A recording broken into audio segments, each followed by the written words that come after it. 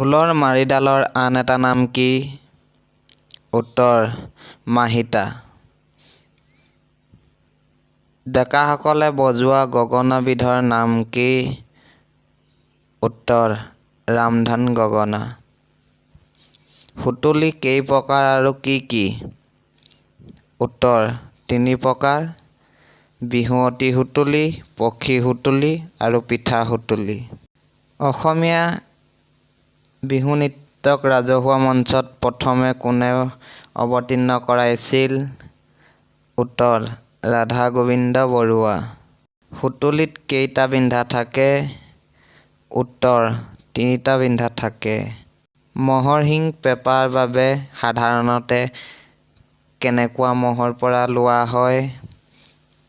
উত্তৰ গেয়া মহ বা ডেকা মহৰ পৰা। গগনা কেই প্ৰকাৰ আৰু কি কি? উত্তৰ গগনা ২ প্ৰকাৰ, লাহৰী বা ৰূপহী গগনা আৰু ৰামধন গগনা। ৰাভাসকলে পালন কৰা উৎসৱটোৰ নাম কি? উত্তৰ বাইখু।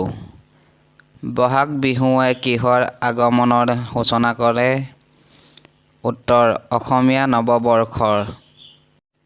বিহু সন্মিলন প্ৰথমবাৰৰ বাবে ক'ত আয়োজন কৰা হৈছিল? উত্তৰ গুৱাহাটীৰ লতাশিলত ১৯৫০ চনত। গামোচাত তোলা ফুলবোৰত সাধাৰণতে কিয় ৰঙা দিয়া হয়? উত্তৰ জনবিশ্বাস অনুসৰি ৰঙা ৰংটো উৰ্বৰতাৰ প্ৰতীক।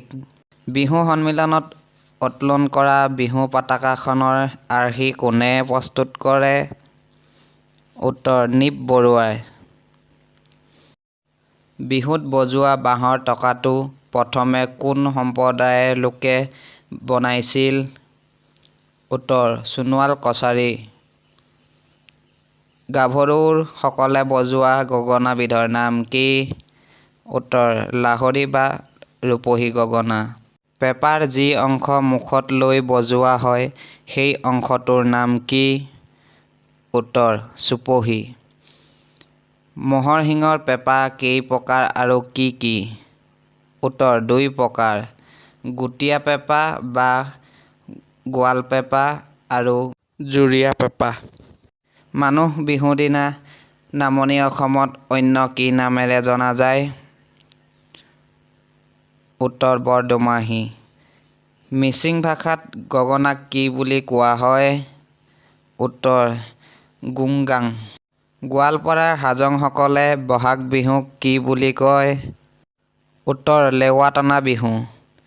মুকলি বিহুৰ প্ৰথম বাদ্য কি? উত্তৰ হাত চাপৰি। অন্তিম প্ৰশ্নটো হ'ল বিহুৱা ডেকাসকলে বিহু মাৰোঁতে পিন্ধি লোৱা চোলাটোৰ নাম কি? উত্তৰ চাপকন।